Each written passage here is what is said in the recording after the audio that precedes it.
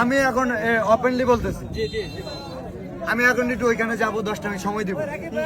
যে মোবাইল নিয়ে আমার মানে মোবাইল টোবাইল ভিডিও নিয়ে একদম আমার নাগো, ও হলো খানকুলা সৌরাচ্চা। আমার মনে হয় না এই ঘটনার পর আজকের পর থেকে তোকে আর কেউ অনুপ্রেরণার আরেক নাম থটস অফ বিল্লাল ভাই বলে সম্বোধন করব।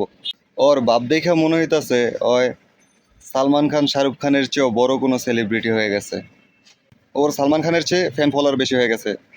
ও যেখানে বের হয় লক্ষ লক্ষ মানুষ ওর কাছে ছবি তুলতে যায়, ভিডিও করতে যায়, সেজন্য ও বিরক্ত। যতই বিরক্ত হস তুই তুই তো এইভাবে কাউরে গালিগালাজ করতে পারস না। 2 দিনের বৈরাগী বাতের কস অন্য, সেদিন ভাইরাল হইছস। হ্যাঁ, আজকে তুই তোর ফ্যান ফলোয়ারদের গালিগালাজ করস। ওরা তো তোর ফ্যান ফলোয়ার ছিল না, ওরা হচ্ছে গিয়ে স্বার্থর জন্য তোর ভিডিও করতেছিল। কারণ তোর ভিডিও করলেই এখন ভাইরাল। তোর আশেপাশে ঘুরে ভিডিও করে ওদের পেজে আপলোড করে ভিউ হয়, ওদের লাভ হয়। তুই কি ভাবস নিজেরে যে তোকে ভালোবেসে তোর পিছন পিছন ঘুরে? না। কারণ যদিও তোরে মানুষ আগে কিছু অংশ মানুষ ভালোবাসতো, আমার মনে হয় না এই ঘটনার পর আজকের পর থেকে তোকে আর কেউ অনুপ্রেরণার আরেক নাম থটস অফ বিল্লাল ভাই বলে সম্বোধন করব। কিভাবে অনুপ্রেরিত হইব তোর কাছ থেকে?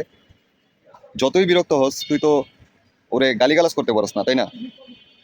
ওদেরকে গালিগালাজ করার রাইট তুই কই পাস? যারা তোরে ধাক্কে উপরে উঠাইছে এখন তারাই তোরে টাইনা নিচে নামাই দিব।